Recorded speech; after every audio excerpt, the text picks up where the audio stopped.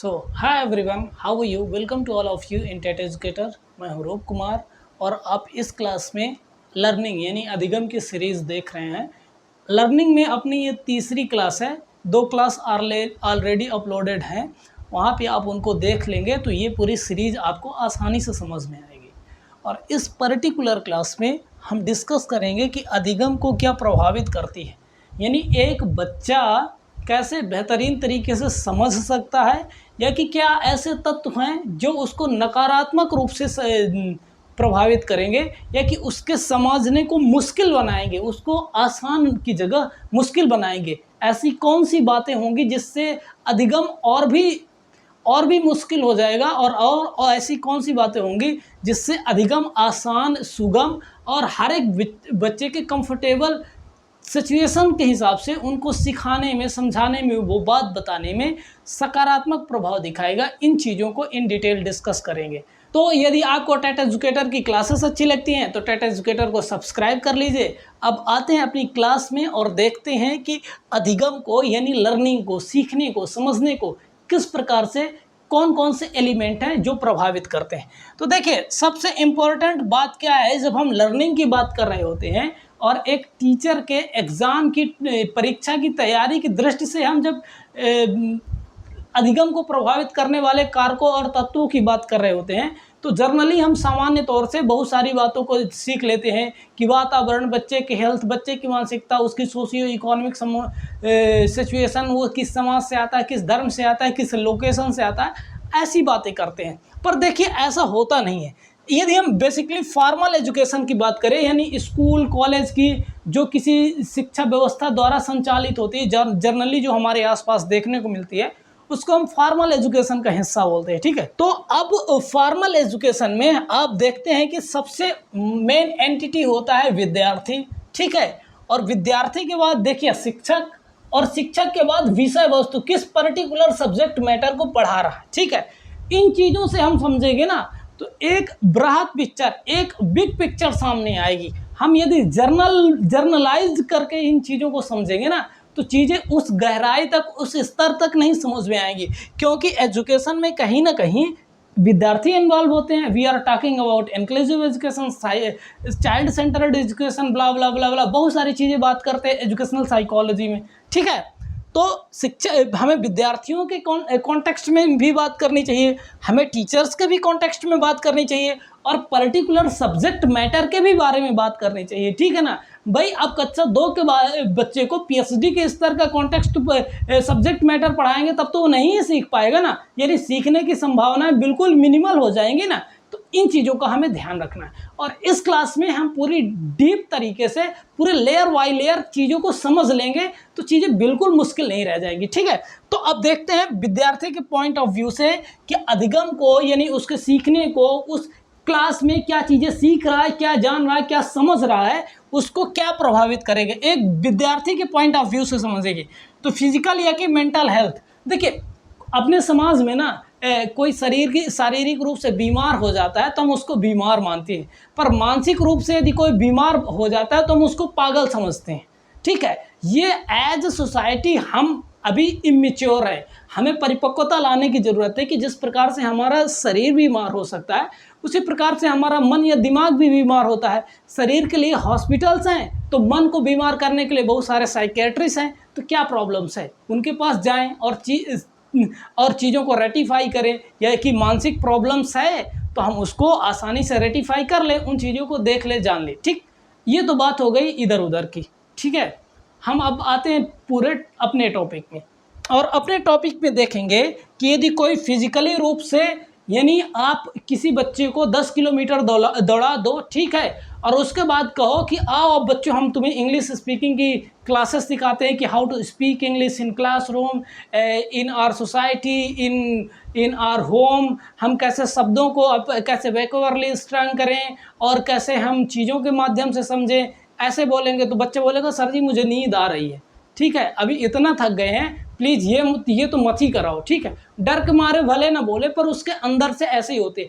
आप उस बच्चे को स्थान में रख ले तो आप उससे भी थोड़े एक कदम आगे सोच सकते हैं। ठीक, तो शारीरिक रूप से भी उसको स्वस्थ और चैतन्य होना चाहिए। फिर मेंटली, यदि मेंटली रूप से, अब इसको उदाहरण लें कि यदि कोई बच्चा मानसिक रूप से अशांत है, मान लीजिए कि उसके घर में कोई प्रॉब्लम्स है या कि कोई ट्रेजेडी यानी दुखांत घटना हो गई है, ठीक है, अब उसको उसका पढ़ने में सीखने में मन तो नहीं लगेगा ना, वो चीज़ें सामान्य बच्चे के स्तर से समझ नहीं पाएगा ना, उस पॉइंट ऑफ व्यू से तो वो चीज़ों को डील नहीं कर पाएगा ना।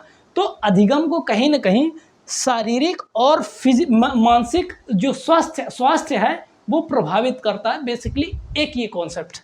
नेक्स्ट कॉन्सेप्ट में आते हैं मूलभूत क्षमताएं। ठीक है, हर एक व्यक्ति की ना अपनी देखिए बहुत सारी बातें की जाती है कि हर एक व्यक्ति की अपनी अपनी क्षमताएं होती। अधिकांश ये देखा जाता है कि हर एक व्यक्ति किसी एक चीज़ में बहुत अच्छा होता है, 2-4 चीज़ों में मीडियम होता है और बहुत सारी चीज़ों में बिल्कुल सामान्य होता है। ऐसे इंडिविजुअल की, किसी भी इंडिविजुअल की पर्सनालिटी होती है। ठीक है, अब मैटर करता है कि उस इंडिविजुअल की बेसिक एप्टीट्यूड क्या है, उसका आईक्यू कैसा है। अब देखिए, जब आईक्यू की बात करते हैं तो मैथमेटिकल और रीजनिंग के एस्पेक्ट को हम हमेशा आगे लाते हैं कि उसकी तार्किक क्षमताएं कितनी है, वैज्ञानिकता कितनी है, पर आईक्यू ये नहीं होता। हमने हावर्ड गार्डनर का मल्टी डायमेंशनल कॉन्सेप्ट भी डिस्कस किया, जिसमें उन्होंने बहुत प्रकार की बुद्धियाँ बताई हैं, 8-9 प्रकार की। ऐसे भी क्लासेस अपने चैनल में हैं, आप देखना चाहें तो हावर्ड गार्डनर देख सकते हैं और एग्जाम में भी आते हैं। बहरहाल ठीक, तो मूलभूत क्षमताएं यानी उसका आईक्यू कितना है, उसका किस पर्टिकुलर विषय में, किस पर्टिकुलर एरिया ऑफ सब्जेक्ट में उसका इंटरेस्ट है। ठीक, उसका किस पर्टिकुलर सब्जेक्ट में उसका क्या इंटरेस्ट है, उसके संस्कृति क्या है, यानी उसके आसपास किस चीज़ों को ज़्यादा प्रमोट किया जा रहा है, किन चीज़ों को ज़्यादा उत्साहित किया जाता है, किन चीज़ों के लिए डायरेक्ट फीडबैक मिलता है। यानी हमारी सोसाइटी में यदि देखें ना तो बहुत सारी, जैसे गवर्नमेंट जॉब को बड़ा अच्छा माना जाता है, तो सभी लोग गवर्नमेंट जॉब की तैयारी कर रहे हैं, सभी लोग यूपीएससी क्लियर करना चाहते हैं। क्यों? क्योंकि उसमें हमें सम्मान मिलता है, उसमें हमें इज्जत मिलती है। ठीक है, तो हमारे बेसिकली सोसाइटी का कल्चर क्या है, ये भी कहीं ना कहीं लर्निंग को प्रभावित करता है। ठीक है, फिर बच्चे का एप्टीट्यूड, बच्चे का एटीट्यूड, वो समाज को किस दृष्टिकोण से देखता है, उसका नज़रिया कैसे होता है, ये सब चीज़ें लर्निंग को यानी अधिगम को प्रभावित करता है, सीखने को प्रभावित करता है। यदि बच्चे का इंटरेस्ट जिस पर्टिकुलर फील्ड में नहीं हो तो अब कितना भी प्रयास करिए बच्चा उस स्तर तक नहीं सीखेगा, क्योंकि उसका इंटरेस्ट ही नहीं है। और बिना इस इंटरेस्ट के आप एफर्ट करते रहिए, वो बिल्कुल सीखने में उतनी रुचि नहीं दिखाएगा, सामान्य सी बात है। ठीक, महत्वाकांक्षा और उपलब्धि, देखिए ये भी कहीं ना कहीं इंटरेस्ट की बात आती है। उसके एम्बिशंस कैसे हैं, उसके किस फील्ड में एम्बिशंस है, और उस पर्टिकुलर फील्ड में या कि उस पर्टिकुलर सब्जेक्ट में उसको अचीवमेंट कैसे मिलता है। ठीक है, अब मान लीजिए एक बच्चा है, बिल्कुल गांव का उदाहरण ले लीजिए, बिल्कुल गांव का बच्चा है, ठीक है, और उसको अचानक इंटरेस्ट आ गया इंग्लिश में। ठीक है, अंग्रेजी में उसको अचानक इंटरेस्ट आ गया और वो चीज़ें बहुत तेज़ी से जानना चाहता है, समझना चाहता है। अब आप थोड़ी सी भी बात करेंगे ना अंग्रेजी में या कि थोड़ी सी इंग्लिश की कोई चर्चा करेंगे ना, उसको एक्स्ट्रा फोकस के साथ देखेगा। क्यों? क्योंकि उसके साथ महत्वाकांक्षा है। और यदि महत्वाकांक्षा के साथ यदि उसको उपलब्धि यानी उसको अचीवमेंट देने लगे, आप उसको पॉजिटिव यानी सकारात्मक रिवार्ड यानी सकारात्मक फीडबैक देने लग जाएं, तो उसका जो इंग्लिश जो सीखने की महत्वाकांक्षा है वो और बढ़ती जाएगी और वो अपने सेल्फ एफर्ट को और भी ज़्यादा तेज़ी से फ्रीक्वेंट करता जाएगा और चीज़ों को आसानी से समझ जाएगा। तो कहीं ना कहीं महत्वाकांक्षा और उसका अचीवमेंट भी अधिगम को यानी लर्निंग को प्रभावित करता है। ठीक है, फिर जीवन के उद्देश्य कैसे हैं। कोई बच्चा यदि डॉक्टर बनना चाहता है तो वो मेडिकल की फील्ड से रिलेटेड चीज़ों को, उससे संबंधित मूवी, उससे संबंधित कार्टून, उससे संबंधित स्टोरी सीखेगा, देखेगा और जानेगा, समझेगा, उससे रिलेटेड घटनाओं को समझेगा, जानेगा, उससे रिलेटेड हो सकता है कॉमिक्स बच्चा पढ़ेगा। तो अलग अलग इंटरेस्ट के अकॉर्डिंग बच्चे अलग अलग तरीके से जानते हैं, समझते हैं। तो जिस फील्ड में जो जीवन का बच्चों का उद्देश्य होता है, जब हम फॉर्मल एजुकेशन की, हायर एजुकेशन की बात करते हैं तो बेसिकली हम पढ़ते ही वही हैं जो हमें करना होता है। हम कहीं ना कहीं अपनी व्यावसायिक शिक्षा को हायर एजुकेशन में कंटिन्यू करना चाहते हैं। तो ये चीज़ें हमारे जीवन के उद्देश्य से होती हैं। एक होता है लॉ ऑफ रेडीनेस, एक अभी आगे मैं इसको पढ़ाऊँगा, बताऊँगा कि लॉ ऑफ रेडीनेस क्या है, पर बहरहाल इसको तत्परता के नियम से जाना जाता है। इसके लिए एक बड़ा प्यारा सा उदाहरण होता है कि एक व्यक्ति एक घोड़े को तालाब तक तो ले जा सकता है, पर 10 व्यक्ति भी मिलकर उसको पानी नहीं पिला सकते। यानी वो यदि पानी पीने के लिए तैयार नहीं है, उसको प्यास नहीं लगी, तो 10 व्यक्ति भी उसको पानी नहीं पिला सकते। मसलन यदि बच्चा सीखने के लिए तत्पर नहीं है तो आप सर पीट लीजिए, जो मर्जी कर लीजिए, चाहे उसको पीट लीजिए, पर ये अलाउड नहीं है, ध्यान रखिएगा, ठीक है। ये अलाउड नहीं है, ये हमें करना भी नहीं चाहिए। एक उदाहरण के माध्यम से चीज़ों को डिस्कस कर रहे हैं केवल। तो आप कुछ भी कर लीजिए, उसको सिखा नहीं सकते। तत्परता भी कहीं ना कहीं अधिगम को यानी लर्निंग को प्रभावित करती है। ये बेसिक से स्टूडेंट के पॉइंट ऑफ व्यू से ये कुछ पॉइंट थे जिसके माध्यम से हम जान सकते हैं कि अधिगम को यानी लर्निंग को क्या प्रभावित करती है। अब देखिए, हमारी अपनी बात करते हैं टीचर्स के माध्यम से। टीचर कैसे अधिगम को, लर्निंग को और बच्चे की लर्निंग को कैसे प्रभावित करते हैं। अब इसमें फर्स्ट पॉइंट आता है विषय पर अधिकार, कमांड ऑन सब्जेक्ट। हमने सभी ने एकेडमिक्स में कहीं ना कहीं ग्रेजुएशन और उसके बाद टीचर ट्रेनिंग प्रोग्राम कर रखी है, बहुत सारी चीज़ें देखे हैं, बहुत प्रकार के भांति भांति के लोग देखे हैं, तो भांति भांति के टीचर भी देखे हैं, ठीक है। अब हमें अधिकांश वो टीचर बहुत पसंद आते थे जिनका सब्जेक्ट में कमांड अधिक था, उनकी एक्सप्लेनेशन स्किल्स बेहतर थी। अब जाहिर सी बात है, जिन भी व्यक्तियों का सब्जेक्ट में बेहतरीन कमांड होगा वो इस फ्लो से बात करेंगे, ऐसे एग्जाम्पल्स का सिलेक्शन करेंगे कि चीज़ें बिल्कुल आसान लगेंगी, ऐसा लगे कि कोई स्टोरी सुना रही है। मेरे एक प्रोफेसर थे, वो 2.5 घंटे 3 घंटे कब पढ़ा देते थे समझ ही नहीं आता था, मतलब कभी ऐसा बोरिंग फील ही नहीं होता। ऐसे ऑनलाइन भी बहुत सारे टीचर्स हैं, आप उनकी 3 घंटे 4 घंटे की क्लासेस कंस्टेंटली देखते रहते हैं और आपको एक भी बोरियत महसूस नहीं होती, बल्कि जिज्ञासा होती है कि अभी आगे क्या बताने वाले हैं, नेक्स्ट क्लास कौन सी होगी, मैं उसको भी देखूंगा। तो कहीं ना कहीं सब्जेक्ट के ऊपर कमांड कितनी है, ये भी लर्निंग को या भी बच्चे के लर्निंग को प्रभावित करती है। एक टीचर के पॉइंट ऑफ व्यू हम डिस्कस कर रहे हैं, टीचिंग स्किल्स। उसके बाद आती है उनका शिक्षण कौशल कैसा है। वो बातों में जो आइस ब्रेकिंग मोमेंट होता है, आइस ब्रेकिंग मोमेंट बेसिकली होता क्या है, जब हम कोई बोरिंग टॉपिक पढ़ा रहे होते हैं तो हमें ज़रूरत होती है कुछ आइस ब्रेकिंग मोमेंट की, यानी कोई जोक क्रैक कर देना, कोई अच्छी सी स्टोरी को ले लेना, या कि किसी बच्चे को उठा के उससे बातें करना, उससे थोड़े सा हंसी मजाक कर लेना। ये आइस ब्रेकिंग मोमेंट होते हैं। वो किस प्रकार से उन चीज़ों को अपनी क्लास में और एक सामाजिक स्तर में, एक एकेडमिक स्तर में, उससे ये ना हो कि हम किसी महिला में या कि किसी समाज में या कि किसी धर्म में जोक बना रहे हों, एक बैलेंस्ड तरीके से किस प्रकार से हम आइस ब्रेकिंग मोमेंट अपनी क्लास में डालते हैं, हमारी टीचिंग की स्किल्स कितनी बेहतर है, सब्जेक्ट में कमांड कितनी है, ये कहीं ना कहीं अधिगम को यानी लर्निंग को प्रभावित डेफिनेटली करता है। इसके बाद यदि देखें तो व्यक्तित्व, विद्यार्थियों के साथ व्यवहार, यानी एक टीचर का पर्सनालिटी कैसी है, यानी टीचर की पर्सनालिटी से, मैंने एक छोटी सी क्लास रखी थी पर्सनालिटी में, यानी इंट्रोवर्ट, एक्सट्रोवर्ट और एम्बीवर्ट में, तो किस प्रकार के कैटेगरी का वो टीचर हैं, उनकी पर्सनालिटी क्या है और उनका बच्चों के साथ रिलेशनशिप कैसे हैं, वो मतलब बच्चों को किस प्रकार से डील करते हैं, वो ज़्यादा अनुशासन रखते हैं या कि चीज़ों को ज़्यादा झिड़कते हैं, या कि उनका जो टेम्परामेंट है वो किस स्तर का है, कैसे व्यवहार करते हैं। ये कहीं ना कहीं हम सभी ने अनुभव किया है कि डिफरेंट टीचर्स की इंडिविजुअल डिफरेंसेस यदि हमने बच्चों में पढ़े हैं तो टीचरों में अनुभव किए हैं कि बहुत सारे टीचर्स अलग अलग होते हैं। हम सभी ने जिन टीचरों को पसंद किया है ना, वो कितना भी कैसे भी पढ़ाएं, हम चीज़ों को बड़ा प्यार से समझते थे, जानते थे, बहुत मज़ा लेते थे, बहुत चीज़ों को आसानी से समझ के और अपने कॉन्सेप्ट क्लियर करते थे। तो बेसिकली मैटर करता है कि एक टीचर का एक बच्चे के साथ किस प्रकार से संबंध है, किस प्रकार का रिलेशनशिप है ड्यूरिंग क्लासरूम, ठीक है। तो उनसे भी कहीं ना कहीं अधिगम यानी सीखना, लर्निंग प्रभावित होती है। अब इसके बाद देखें तो कक्षा का अनुशासन और शिक्षक की भूमिका। देखिए, जब भी हम प्रैक्टिकल क्लास में जाते हैं तो डिसिप्लिन कितना इम्पोर्टेंट है एक शिक्षक ही समझ सकता है, ठीक है।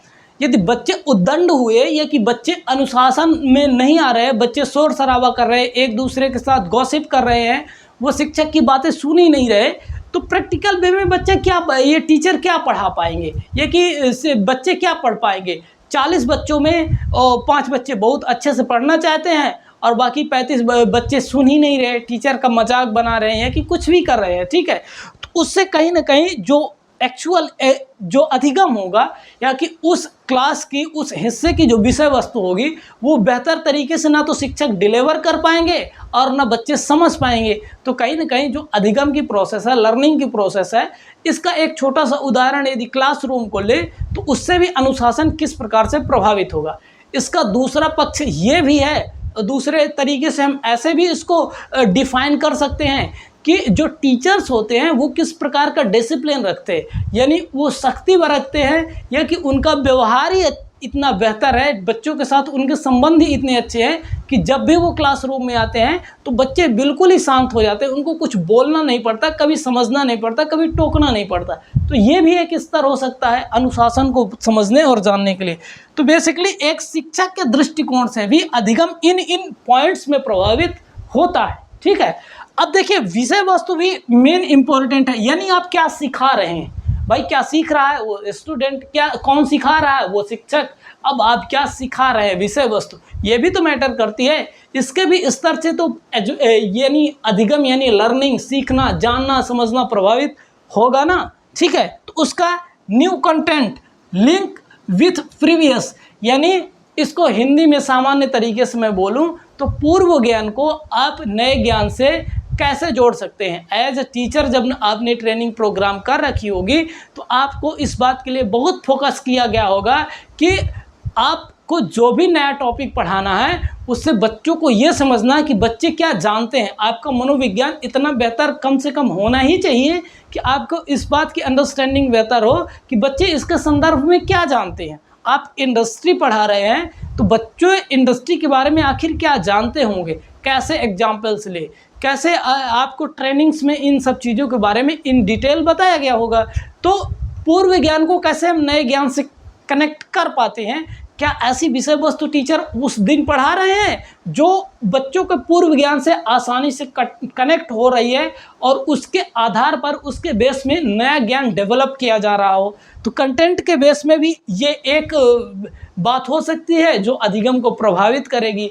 आप बिल्कुल ही ऐसी बातें कर रहे हैं जिनसे बच्चों को दूर दूर तक नहीं नाता, कभी सोचा नहीं, कभी इमेजिन नहीं किया, तो वो चीज़ें बच्चों को रिलेटिवली ज़्यादा कॉम्प्लेक्स लगेंगी और सीखने में थोड़ा सा ज़्यादा वक्त लग सकता है। इसमें कोई नई बात तो बिल्कुल है ही नहीं। उसके बाद हम देखते हैं इंटर को रिलेशन विथ अदर सब्जेक्ट। देखिए बहुत सारे जो साइंस के हो या कि सोशल साइंस का सब्जेक्ट हो, बहुत सारे सब्जेक्ट एक दूसरे से जुड़े होते हैं। हम मैथमेटिक्स का एग्जाम्पल ले तो मैथमेटिक्स हमें कहाँ नहीं देखने को मिलती, हर एक सब्जेक्ट में देखने को मिलती है। हम किसी सोशल साइंस के एक सब्जेक्ट की ले लें, हिस्ट्री आज भी कैसे पॉलिसीज को प्रभावित करती है। जो आज से 70 वर्ष पहले जो हमारे फर्स्ट प्राइम मिनिस्टर ने जो कुछ प्रकार के नॉन अलाइनमेंट यानी गुट निरपेक्षता जैसे कॉन्सेप्ट पहले से दे दिए रहे, भारत सरकार और उनकी फॉरेन पॉलिसी आज भी उसी तरीकों को फॉलो कर रही है। तो हिस्ट्री करंट सिचुएशन को फॉलो करती है। दूसरा सब्जेक्ट जैसे ज्योग्राफी में हम देखते हैं कि हम बहुत सारी जो पृथ्वी की जो फिजिकल लोकेशन होती है, भौगोलिक स्थितियां होती हैं, भौगोलिक स्वरूप होते हैं, उनको जानते समझते हैं। पर एक भौगोलिक स्वरूप में यदि किसी क्षेत्र में नदियां हैं, वहाँ पे वाटर लेवल बढ़िया है और वहाँ पे चीज़ें आसानी हैं, तो उसकी आर्थिक स्थिति में, इकोनॉमी में उस एरिया के भी बहुत प्रभाव होगा। तो ये सब्जेक्ट का इंटर रिलेशंस होता है। अब किसी एरिया की आप इकोनॉमी बता रहे हैं कि इकोनॉमी मतलब एग्रीकल्चर सेंट्रिक है या कि सर्विस सेंटर है या कि वो पेट्रोलियम पदार्थ प्रोड्यूस करने के लिए जानी जाती है, ये डिपेंड करता है कि उस ज्योग्राफिकल लोकेशन की कैरेक्टरिस्टिक्स कैसे है। अब इंडिया के किसी क्षेत्र में यदि रिसोर्सेस उस प्रकार के है ही नहीं, यानी कच्चा तेल मिलता ही नहीं है, तो आप उन प्रकार के व्यवसाय को और उन प्रकार की आर्थिक संभावनाओं को बिल्कुल नहीं तलाश सकते जो इंडस्ट्रीज कच्चे तेल यानी कि पेट्रोलियम पदार्थों के मिलने से लगाई जा सकती है। तो ज्योग्राफी इकोनॉमी से कनेक्ट हो गई। जब आप हिस्ट्री पढ़ रहे होते हैं और आपको ज्योग्राफी की बेहतरीन अंडरस्टैंडिंग है, तो आप देखेंगे कि डिफरेंट किंगडम हुआ या कि डिफरेंट किंग हुए, इन्होंने इस एरिया में बैटल लड़ी, फिर इस एरिया में बैटल, फिर फाइट की, फिर इस एरिया में बैटल फाइट की। तो बहुत सारे तरीकों, अब ज्योग्राफी से आपका जो इमेजिनेशन है ना, जो स्कीमा है ना, आपका स्ट्रांग होता जाता है और आपकी जो लर्निंग है वो बेहतरीन इन डीप होती जाती है, आपकी अंडरस्टैंडिंग ज़्यादा मेच्योर होती जाती है, क्योंकि आप एक सब्जेक्ट को दूसरे सब्जेक्ट के साथ इंटर रिलेट करके पढ़ा भी रहे हैं और सीख भी रहे हैं। बच्चा सीख रहा है और बच्चा खुद से इन चीज़ों को कनेक्ट कर रहा है। तो आप चाहे स्टूडेंट के कॉन्टेक्स्ट से देखिए, चाहे टीचर के कॉन्टेक्स्ट से देखिए, या कि सब्जेक्ट मैटर के कॉन्टेक्स्ट से देखिए, ये तीनों चीज़ें एक दूसरे से कहीं ना कहीं इंटर रिलेटेड होती हैं। तो एक विषय डेफिनेटली दूसरे विषय से इंटरकनेक्टेड होता है। साइंस के भी बहुत सारे सब्जेक्ट एक दूसरे से डेफिनेटली कनेक्टेड होते हैं, ठीक। फिर मैटर करता है फीडबैक। फीडबैक यानी किसी भी विषय वस्तु में किस प्रकार का फीडबैक देता है। देखिए, फीडबैक अधिकांश क्या है कि जो पढ़ा रहा होगा वो देगा। किसको देगा? जो पढ़ रहे होंगे, यानी बच्चों को देगा। यानी अब फीडबैक में क्या है कि आर्ट ऑफ पनिशमेंट आपको आनी चाहिए। यानी आप को यदि दंड भी देना है तो दंड कैसे देना चाहिए एक शिक्षक को आसानी से समझ में आए। हम फिजिकल दंड की ओर तो बिल्कुल बात नहीं कर रहे। ऐसी बातों को ना तो प्रमोट करना और ना तो मॉरली एथिकली, ना तो एक टीचर की प्रोफेशनली कोई स्किल्स हो सकती, पर कहीं ना कहीं हमें अनुशासन बनाने के लिए कुछ व्यवस्थाओं को बनाना ज़रूरी होता है, ठीक है ना। तो उसमें भी कहीं ना कहीं फीडबैक आता है, यानी आपने क्या सीखा और बच्चे ने क्या बताया, ठीक।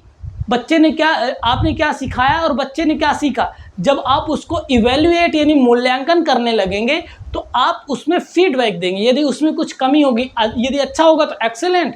यदि आप फीडबैक देंगे, अब आप फीडबैक किस तरीके का दे रहे हैं। एज अ टीचर आप साइकोलॉजी के स्किल्स का यूज कर रहे हैं कि नहीं।